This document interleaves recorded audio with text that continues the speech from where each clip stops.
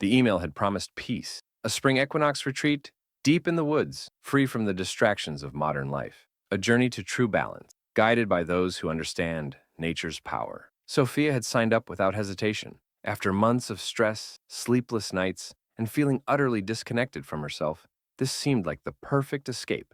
The retreat leader, a man named Elias, had a hypnotic way of speaking, promising that after 3 days in the heart of the forest, they would be transformed, rebalanced, reborn. The first night was peaceful. The group of 12 sat around a massive bonfire, surrounded by towering trees. The sky was clear, the air still. Elias spoke in a calm, measured tone about the equinox. It is the moment when light and dark are equal, when the veil between worlds thins. Some say it is a time of rebirth, but others believe it is a time when lost things return. The words stuck with Sophia, though she couldn't say why. As the fire flickered, she glanced at the trees beyond the clearing. For a second, she swore she saw something move between the trunks, a tall, thin shape, watching. She blinked, and it was gone. That night, she slept uneasily in her tent, lulled by the distant crackling of the fire and the wind. Sometime in the early hours, she awoke. The wind had stopped. Everything was silent. Then came the whisper. At first, she thought it was the wind, soft, unintelligible murmurs. But as she strained to listen, she realized the voices were coming from all around the campsite, low, rhythmic, and eerily inhuman. She sat up, heart pounding. The whispers grew louder. A shadow moved just outside her tent, brushing against the fabric. She held her breath. The whispering stopped. Something pressed against the thin nylon of her tent. A hand. Fingers dragged down the surface, slow and deliberate.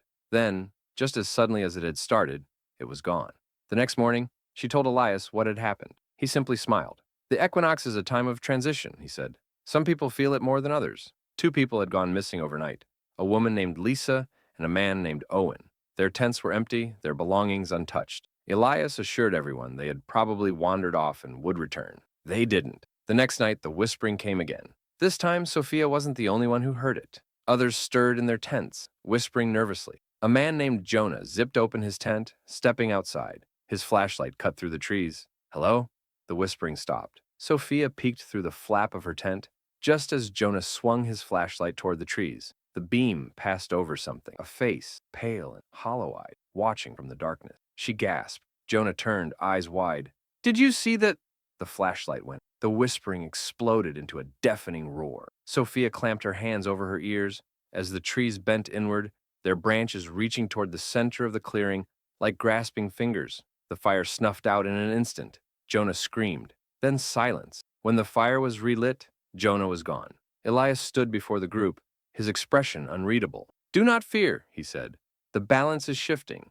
It must be maintained." Sophia knew then that something was horribly wrong. The next day, she found a pit in the forest, a deep, dark hole lined with bones. Skulls stared up at her from the depths, their empty sockets seeming to watch. A cold realization sank into her stomach. This wasn't a retreat. This was a ritual. She turned to run, but stopped. Elias stood behind her, his smile calm. "You feel it, don't you?" he said softly. "The equinox isn't just about balance. It's about exchange." The air grew thick, heavy with whispers. The trees shifted, bending toward her, enclosing her in. "We must offer something, so that something else may return," Elias whispered. Dark figures moved through the trees. The lost one, Lisa, Owen, Jonah. Their eyes were empty, their mouths moving soundless. Sophia ran. The forest did not let her go. Branches clawed at her skin. The ground shifted beneath her feet. The sky above was wrong, dark, swirling, filled with something watching, something old. She didn't know how long she ran. When she finally stumbled out of the woods, the sun was right. She turned back, expecting to see the retreat site, the tents, the clearing. There was nothing, just trees. When she tried to tell the police, they found no trace of a retreat, no evidence of Elias, no missing persons named Lisa, Owen, or Jonah. She returned home, but the feeling never left her. At night, the whispering starts again. She avoids mirrors now, because whenever she looks too long, she sees a pale, hollow-eyed face staring back, and sometimes it blinks when she doesn't. When my mother died, I swore I'd never return to that house. Yet, here I was. The old farmhouse stood at the edge of an overgrown field, its weathered wood cracked by time. I hadn't seen it in nearly 20 years, not since I was a child. The memories were vague, distant, buried beneath layers of time and repression. But I remembered one thing clearly, my mother's warning. Never stay here on the spring equinox. That's when the lost ones return. I had never questioned what she meant. As a child, I thought it was just one of her strange superstitions, something she believed but never explained. Now, standing in the doorway, staring at the dust-covered floorboards, I wished I had asked. The first night was uneventful. I spent it sifting through old boxes, sorting through her belongings. It was mostly junk, faded photos, brittle newspapers, books filled with handwritten notes. Then, I found the album. It was tucked beneath a pile of yellowed linens, a family photo album I didn't recognize. As I flipped through, an unsettling feeling crept over me. I recognized my childhood photos, pictures of me playing in the yard, sitting on the front steps, smiling at the camera. But there was something wrong. In every photo, I wasn't alone. There was another girl. She was standing beside me, holding my hand, her face turned toward the camera with an expression I couldn't quite read. I had no memory of her. I flipped faster, searching for an explanation. In every picture, she was there. But the farther back I went, the stranger the photos became. In the oldest ones, taken when I was about 4, her features were clearer. Dark eyes, hollow cheeks, a small, thin frame. But in the later photos, her face started to blur. By the time I reached the last picture, she was barely visible, just a pale, distorted figure standing beside me, a smudge on my stomach twisted. I tried to tell myself there was a logical explanation, a childhood friend, a cousin, someone I had simply forgotten. Then I turned the album over. A name was scrawled across the back in my mother's handwriting. Evelyn. I didn't sleep that night. At some point in the early hours, I heard footsteps above me. The attic. I told myself it was just the house settling, but the sounds were too deliberate. A slow, steady pace, circling the floor above. Then a soft creak, the sound of something pressing against the attic door. I held my breath. The house fell silent again. The next morning, I found more of my mother's notes tucked into the drawers. Half-finished sentences, disjointed warnings. They come back when the veil is thin. One always stays behind. Evelyn wants what was taken from her. I didn't understand. I didn't want to understand. That night, I locked my bedroom door. At exactly midnight, I woke up. I wasn't sure why at first. Then I heard it. A whisper. It wasn't coming from outside my door. It was coming from inside the room. I lay frozen, my heart hammering. My eyes adjusted to the darkness, and that's when I saw it. The mirror across the room. There was something in it. I sat up slowly, my breath hitching. The reflection wasn't right. I was there, lying in bed, but there was someone beside me. A girl, thin, hollow-eyed, staring directly at me through the glass. She raised her hand and pressed it against the inside of the mirror. The glass bulged outward. I lunged for the light. The bulb flickered once, then exploded. The room plunged into darkness. I ran. I didn't stop. I didn't look back. I grabbed my keys, flew down the stairs, and burst outside. The cold air hit me like a shock, but I kept running until I reached my car. I didn't return for days. When I did, it was with 2 men from a junk removal service. I told them to clear the house, burn what they had to. I didn't care. I should have left the album behind. But something compelled me to take it, to remember. That was a mistake, because now, every time I pass a mirror, I see her, and she's getting closer. I never believed in the supernatural, at least not until the night of the spring equinox. It started with a phone call from my grandmother's lawyer. She had passed away weeks ago, and since I was her only remaining family, the house was now mine. I hadn't seen her in years. As a child, I spent summers in that old house at the edge of the forest, playing in the wildflower fields and listening to her strange stories. She used to tell me about the Echo Wood, the stretch of dense trees behind her home. Never go past the tree line after dark, she'd warned. That's when the woods start whispering.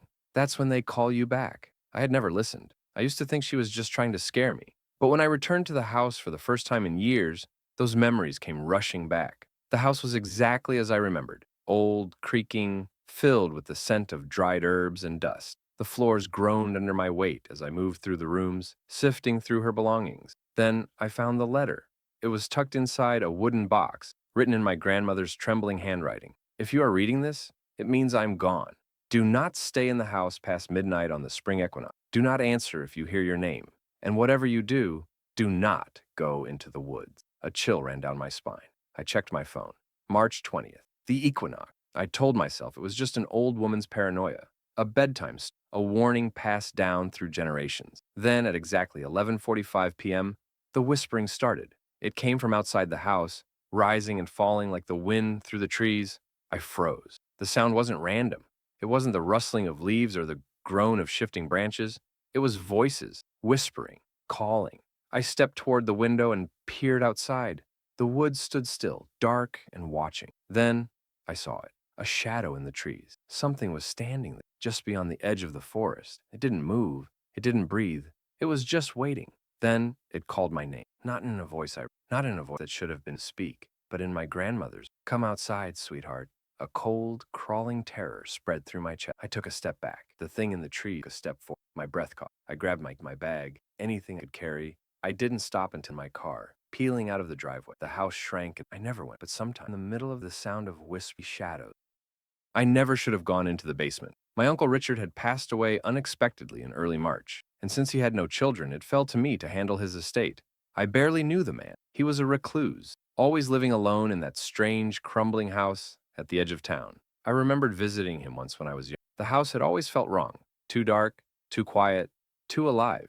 I arrived at the house just before dusk on the spring equinox, not knowing then how much that night would change me. The power had been cut off weeks ago, leaving the house in an eerie silence. I used my flashlight to navigate the dusty rooms, sorting through old books, furniture, and boxes. Most of his belongings were unremarkable, until I found the locked door. It was in the kitchen near the pantry. A heavy iron lock secured it, and something about it unnerved me. I could feel the air grow colder near, the shadows stretching deeper. I should have left it alone, but instead, I searched the house until I found the key. The lock clicked open, and the door creaked inward, revealing a staircase descending into darkness. My flashlight flickered as I stepped down. The basement was rough. The air was damp, thick with the scent of earth and something rotten. The walls were lined with mirrors, tall and old, their surfaces warped with time. I didn't understand why. Who keeps mirrors in a basement? Then I saw the chair. A single wooden chair sat in the center of the room. Ropes lay in coils at its feet, and surrounding it were scratches, dozens of deep, desperate gouges in the cement floor, like someone had been trying to claw their way out. A chill ran down my spine. That's when I noticed the mirrors had changed. In the dim light, I saw movement, not my reflection, something else, something inside the glass. I stepped closer, my breath catching in my throat. In the mirror directly in front of me, my reflection wasn't moving the way I was. It tilted its head, studying me, its expression wrong, curious, hungry. Then it smiled. A slow, deliberate smile I hadn't made. I stumbled back. My flashlight flickered again. The room seemed to pulse, the air thickening. And then the whispering started. Low, murmuring voices rising from the mirrors. Then a soft knock, not from the door, not from the walls. From inside the mirrors, a rhythmic, patient tapping, like someone was waiting.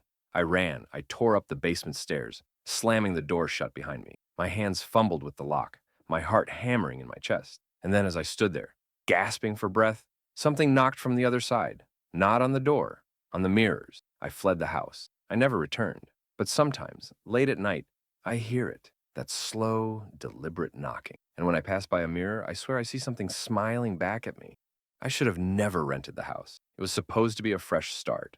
My old apartment was too noisy, too cramped, too filled with memories I wanted to forget. The listing was a great deal. A small, secluded house just outside of town, surrounded by open fields and nothing else. When I asked the landlord why the rent was so low, he just shrugged. People don't like staying there for long. I should have asked why. The first few nights were quiet, too quiet. There were no sounds of traffic, no neighbors, just the occasional whisper of wind through the dry grass. Then, on the night of the spring equinox, I heard it for the first time.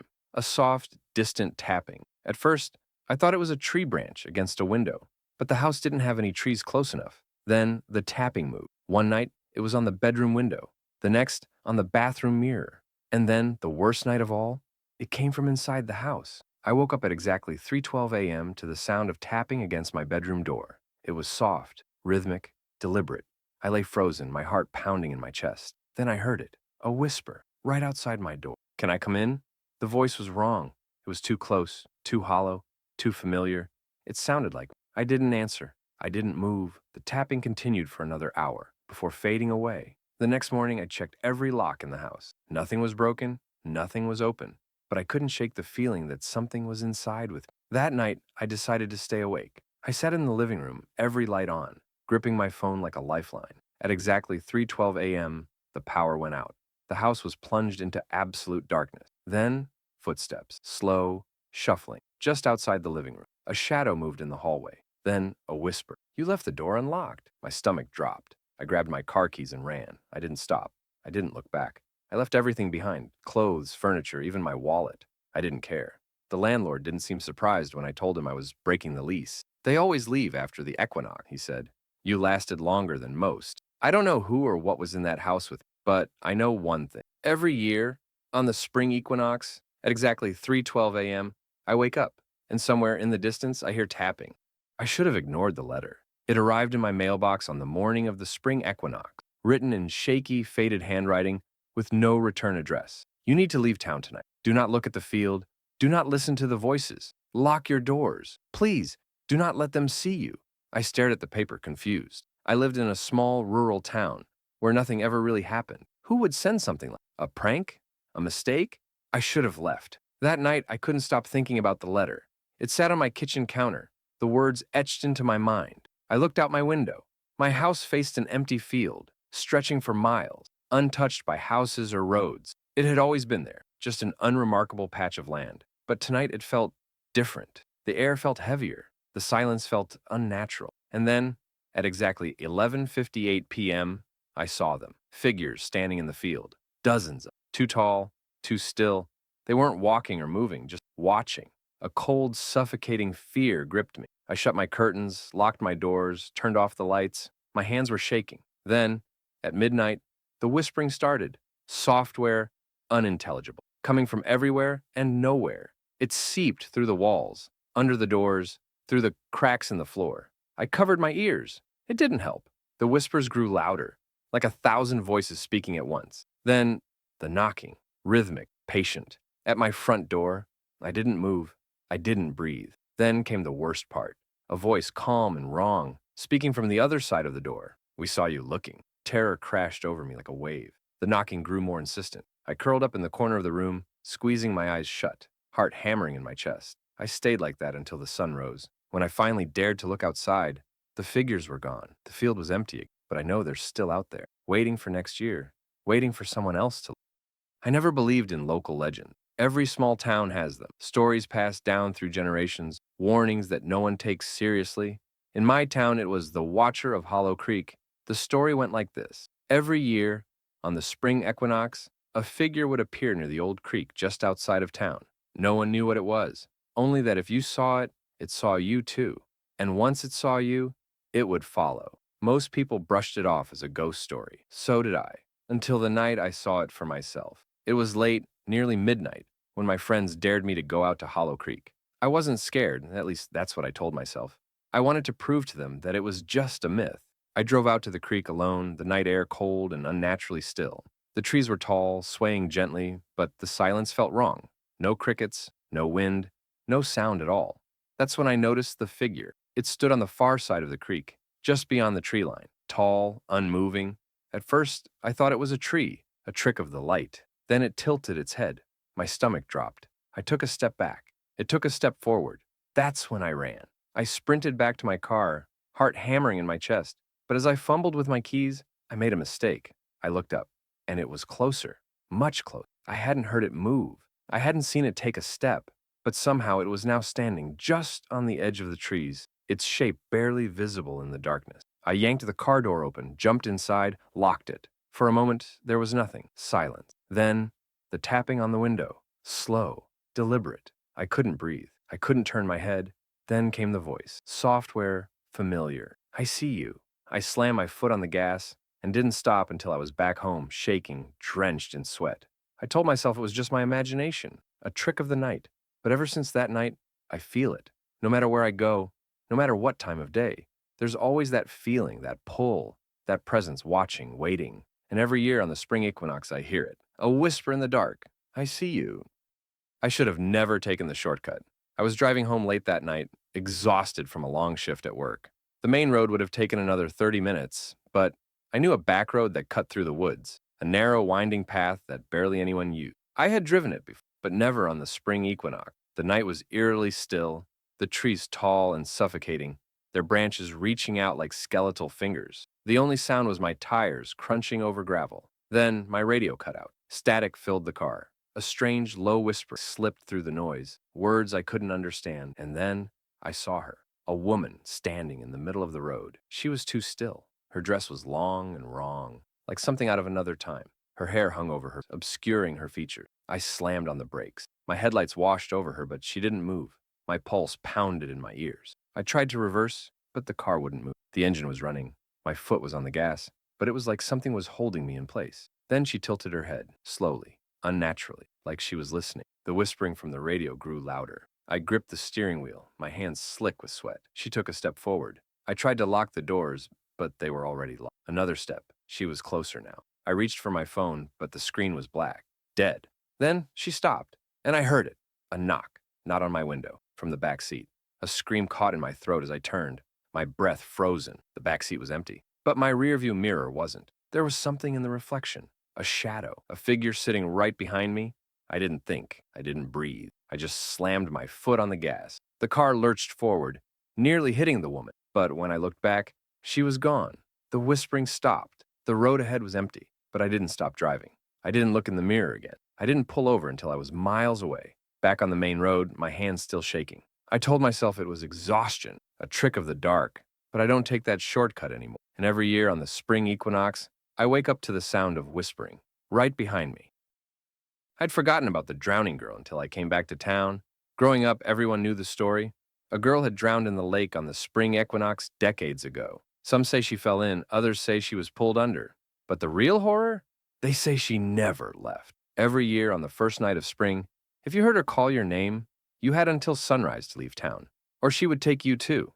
It was just a story, a local legend to scare kids. At least, that's what I thought, until she called my name. It was late when I got home from the bar. The streets of my childhood town eerily deserted. March 20th, the equinox. I had barely shut my front door when I heard it.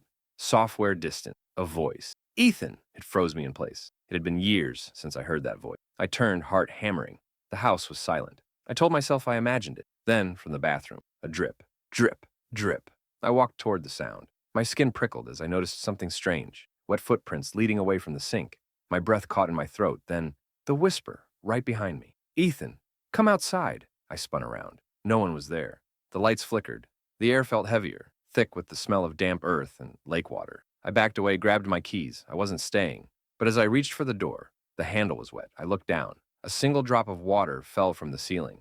My gaze lifted and my stomach dropped. On the ceiling, in soaking wet letters, were two words, too late. A shadow moved in the corner of the room, and then I saw her, dripping, watching, smiling.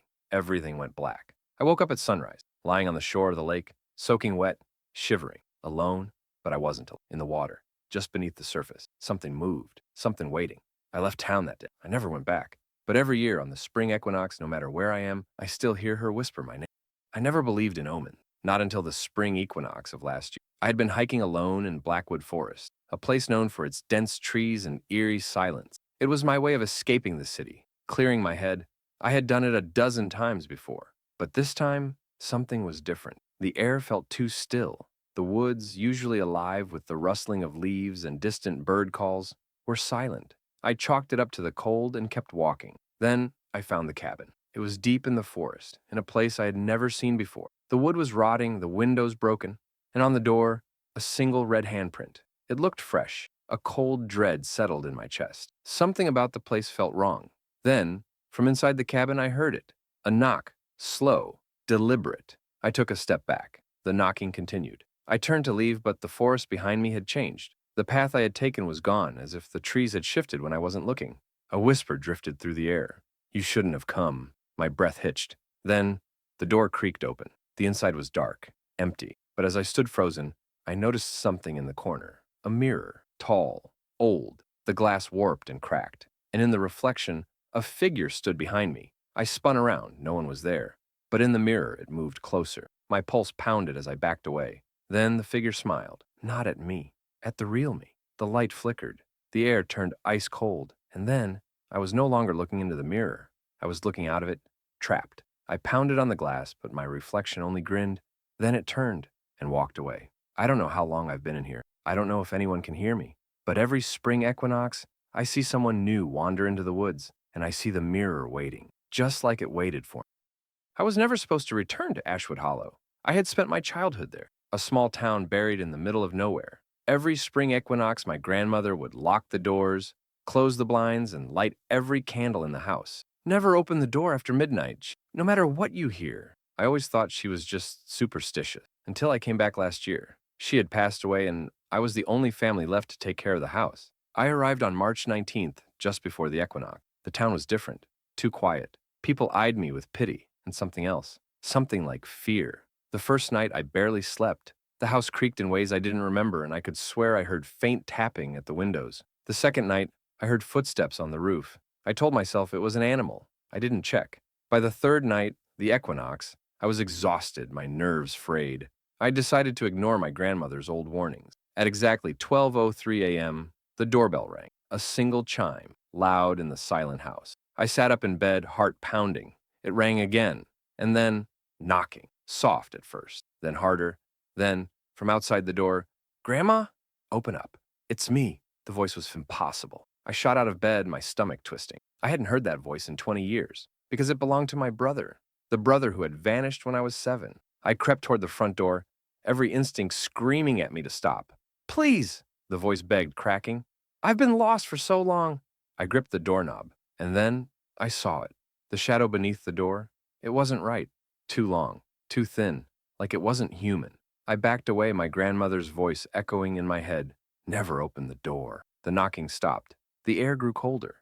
And then, in a voice that wasn't quite my brother's anymore, "You were supposed to open it." Silent. I stayed awake until sunrise. By morning, the threshold was covered in deep scratches, like something had been trying to claw its way inside.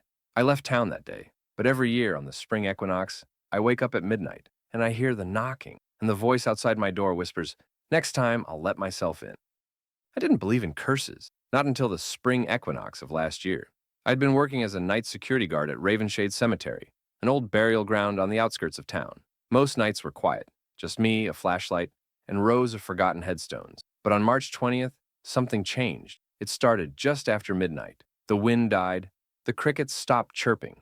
Even the distant hum of cars on the highway vanished. For the first time in my life, I felt completely alone. Then, the bells rang. The cemetery had an old mausoleum with rusted iron bells hanging from thin chains inside. They were supposed to be a relic of the past, used in the 1800s, when people feared being buried alive. If someone had been mistakenly buried, they could ring the bell. But these bells had been silent for decades, and yet, that night, they rang, soft at first, then harder, then, all at once. A chorus of desperate ringing echoed through the graveyard. My flashlight flickered.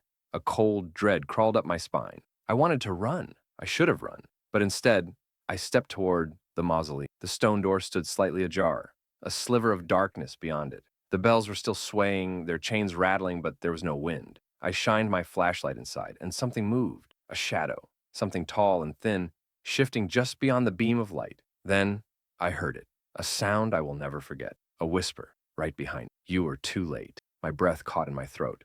I turned, expecting to see someone standing there. But there was nothing. Nothing but rows of freshly disturbed graves. The dirt was uneven. Some of the headstones had shifted, leaning at unnatural angles. And in the silence, I realized something that made my blood run cold. The bells had stopped ringing, but something else had started breathing. Right next to me, I ran. I don't remember how I got back to the security office. I barely remember locking the doors, my hands shaking. But I do remember the last thing I saw before I left the cemetery forever. As I turned for one final glance at the mausoleum, I saw it. The stone door, which had been slightly open before, was now wide open, and something had stepped out. I quit that night. I never went back. But every year on the spring equinox, at exactly 12:01 a.m., my phone buzzes. An unknown number. No message, just the sound of a bell ringing.